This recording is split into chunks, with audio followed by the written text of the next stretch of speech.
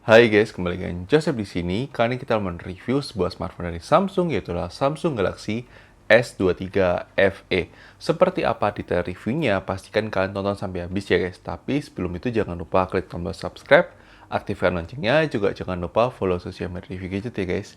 Jadi mari kita review dari Samsung Galaxy S23 FE ini ya guys. Aspek pertama akan kita bahas dari sisi performance dari HP ini, di mana HP ini dibekali oleh chipset Exynos 2200 fabrikasi 4 nanometer, di mana ini ada chipset flagshipnya Samsung yang dipakai di Samsung Galaxy S22 untuk region Eropa, di mana itu berarti sudah setahun yang lalu itu sudah dipakai HP ini ya guys. Jadi flagship ini, chipset ini sudah dipakai dari Samsung Galaxy S22 tapi dipakai di S23 FE ini untuk yang region Indonesia. Dan seperti apa performanya, seperti gambaran ini kita uji coba menggunakan Geekbench, kalian bisa lihat skornya di layar kalian. Kemudian kita uji coba menggunakan 3D Mark Wildlife Extreme Stress Test, kalian bisa lihat skornya di layar kalian. Dan terakhir kita uji coba menggunakan PC Mark, kalian bisa lihat skornya di layar kalian. Overall sebenarnya secara performance itu harusnya powerful banget untuk chipset dari Exynos 2200 ini. Tapi memang kita menemukan adanya throttling ketika dipakai dalam durasi tertentu dan dalam load tertentu ya guys. Misalnya kita pakai buat main game, dimana kalian bisa lihat untuk game Mobile Legends, kalian bisa lihat untuk settingnya, level playable-nya, durasinya, baterainya, semua di layar kalian, itu akan ada throttling ketika dia sudah dipakai bermain tengah-tengah main game ya guys. Kalian bisa lihat rata-rata FPS yang di layar kalian. Yang menarik di sini game Mobile Legends sendiri sudah kebuka refresh rate-nya sampai ultra. Itu nice banget ya guys. Jadi untuk Exynos 2200 ini sudah terbuka sampai ultra. Itu kita game Mobile Legends download di Play Store ya guys. Dan itu overall secara FPS memang di atas 60 fps, tapi memang tidak bisa di 120 fps karena ya throttling tadi. Kemudian kita coba menggunakan game Genshin Impact. Kalian bisa lihat untuk settingnya, level playable-nya, durasi baterainya semua di layar kalian. Untuk rata-rata FPS-nya juga sama, ketika kita pakai buat durasi tertentu di atas 15 menit, itu sudah pasti akan throttling ya guys. Dan itu memang cukup hangat, di bagian kameranya itu memang cukup hangat, tapi kita harus akui bahwa manajemen panas di HP Samsung Galaxy S23 FE ini lebih baik dibandingkan Samsung Galaxy A54 yang menggunakan Exynos 1380 waktu itu ya kita uji coba. Tapi memang masih tetap agak panas ya guys, maksudnya agak sedikit panas untuk dipakai ketika dipakai buat kerja berat. Tapi secara performance overall sebenarnya kalau di luar gaming itu masih aman banget ya guys. Meskipun memang kalau dipakai di outdoor terlalu intens itu kan udah hangat, tapi overall kita masih bisa mentolerir dengan performance yang ditawarkan oleh chipsetnya ya guys. Kalau kalian masalah gaming, kalian belilah cooler aja ya guys. Kemudian aspek berikutnya akan kita bahas dari sisi kameranya, di mana HP ini dibekali triple kamera, di mana kamera utamanya itu ada 50 megapiksel plus OIS. Dan ini cakep banget ya guys. Tiga kameranya itu kamera wide, kamera ultra wide, dan kamera telephoto. Tiga-tiganya itu sangat berguna banget, dan tiga-tiganya itu bisa merekam hingga resolusi 4K 60 fps, bisa switch lens ya di 4K 30 fps. Dan itu bagus banget. Untuk kamera depannya juga sama, bisa 4K 60 fps. Dan bahkan untuk kamera utamanya bisa merekam hingga 8K 24 fps. Itu sesuatu hal yang bagus. Dan kalian bisa lihat tuh sampel foto dan videonya setelah ini ya guys. Oke guys, kali ini kita menguji coba kamera depan dari Samsung Galaxy S23 FE kalau kita gunakan buat vlogging. Kurang lebih seperti ini untuk kualitas kamera depannya. Gimana kalian untuk kualitas kamera depannya? Dan ini bisa merekam hingga resolusi 4K ya guys. Tapi apakah bagus atau tidak? Silahkan tulis komentar. Kalau menurut kita sih ini adalah HP yang flagship grade yang memang bagus untuk kualitas kamera depannya. Tapi silahkan tulis komentar mengenai kualitas kamera depan dari Samsung Galaxy S23 FE ini ya guys. Oke guys, ini dia adalah sampel perekaman untuk kamera belakangnya dari Samsung Galaxy S23 FE. Kalau kita gunakan buat perekaman video, kalian bisa merekam resolusi 4K sampai 8K 24 fps. Kalian bisa switch untuk 4K nya, bisa switch ke ultra wide seperti ini ya. Ini cakep ya. Kemudian kalian juga bisa switch ke kamera telefotonya. Ya, nice. Kurang lebih seperti ini untuk kualitasnya. Kalian bisa switch ke kamera utamanya lagi, ke kamera ultra wide. Ini semua direkam handheld tanpa bantuan tripod. Ini tripod ini nice banget ya. Ini memang kualitas kameranya cakep ya. Tapi silahkan tulis di komentar mengenai kualitas kamera belakang dari Samsung Galaxy S23 FE ini ya guys.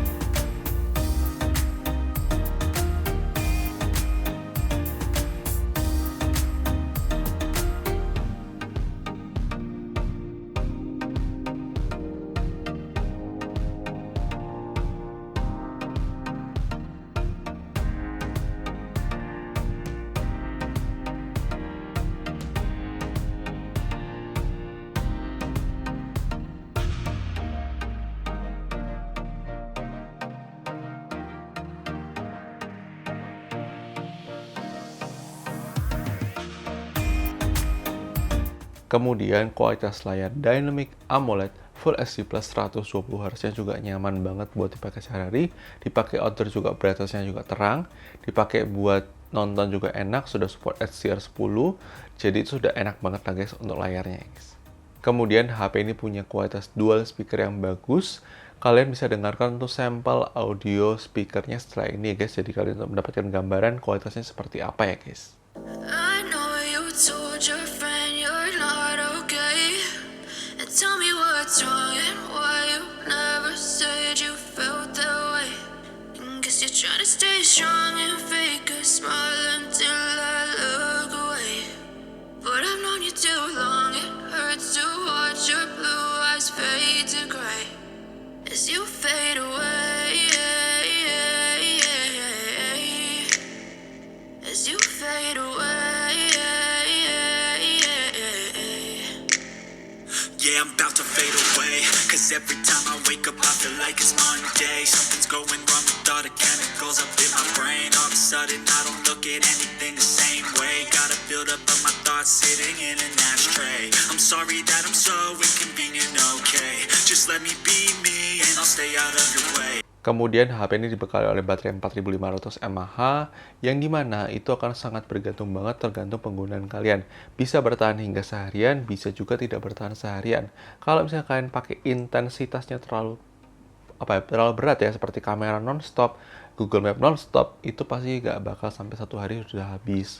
Tapi kalau misalnya kalian pakainya buat sehari-hari cuma kayak sosial media, browsing, dan nggak intens banget, itu bisa untuk tembus sampai seharian untuk pemakaian ya guys. Untuk benchmarknya kalian juga bisa lihat di layar kalian untuk benchmark waktu untuk potensi baterai maksimal dari HP ini untuk dipakai ya guys. Termasuk irit atau tidak, silahkan tulis di komentar ya guys. Kemudian untuk charging sendiri, HP ini sudah support 25 watt fast charging. Memang tidak bisa dibilang tercepat di kelas harganya. Masih banyak kompetitornya yang punya charging yang lebih cepat daripada Samsung Galaxy S23 FE. Butuh waktu 1 jam 10 menit untuk full charge dari 1% ke 100% ya guys. Kemudian dari sisi kelengkapan fitur sendiri, HP ini sudah ada on-screen fingerprint scanner, sudah ada face unlock, sudah ada NFC dan IP68 rating. Kemudian juga sudah support 5G ready ya guys. Kemudian dari sisi desain dan build quality juga termasuk bagus selayaknya HP Samsung pada umumnya ya guys. Dari sisi desain dan build quality juga termasuk bagus seperti layaknya HP Samsung pada umumnya, tapi memang kalau kita bisa bilang untuk cover belakangnya ini cukup fingerprint magnet ya guys. Beberapa catatan mengenai HP ini yang perlu kalian ketahui ketika beli HP ini. Dimana yang pertama, HP ini tidak memiliki slot micro SD, yang artinya kalian tidak bisa menambahkan storage tambahan. Jadi kalian bisa dual SIM card tapi tidak ada slot micro SD ya guys. Kemudian seperti yang kita sudah mention di bagian performance, adanya manajemen panas yang kurang optimal di HP ini. Memang agak disayangkan banget ya guys, sebenarnya prosesornya sudah bagus, tapi sistem pendinginnya kurang bagus sehingga menyebabkan throttling secara performance ketika dipakai buat kerja berat ya guys. Kemudian HP ini sudah support virtual background zoom yang wajar karena memang chipsetnya adalah chipset flagship ya guys. Kemudian adanya jaminan update software 4 kali update OS dan 5 tahun security, yang itu sudah sesuatu yang bagus ya guys. Kemudian ada fitur DeX mode yang bisa kalian pakai buat connect dari HP kalian ke layar monitor untuk menggunakan seperti seolah-olah komputer ya guys. Itu dia tadi detail review dari HP Samsung Galaxy S23 FE ini. Gimana menurut kalian? Apakah sudah sesuai ekspektasi kalian atau tidak? Silahkan tulis di kolom komentar. Kalau menurut kita sendiri, ini adalah HP yang sebenarnya menarik untuk dibeli. Tapi memang bukan untuk semua orang. Kalau memang kalian incer buat gaming, saran saya ambillah versi regulernya saja, Samsung Galaxy S23 reguler, dibandingkan yang FE Edition ini. Karena manajemen panasnya lebih baik di S23 reguler, kemudian performanya juga lebih stabil dibandingkan S23 FE ini. Tapi kalau misalnya kalian punya budget terbatas, dan kalian memang butuh HP yang punya kamera yang bagus, buat sehari-hari juga oke, dan tidak ada masalah dengan manajemen panas dari Exynos 2200 yang belum optimal itu, menurut kita sih Samsung Galaxy S23 FE ini adalah pilihan yang oke dan layak untuk dibeli guys. Tapi sekali lagi, ini adalah pendapat dari review gadget. Mungkin bisa berbeda dan pendapat kalian, tidak masalah. Silahkan tulis pendapat komentar. Dan jangan lupa like video kalau suka, dislike aja kalau nggak suka, dan sampai ketemu di video selanjutnya guys. Oke guys, bye-bye!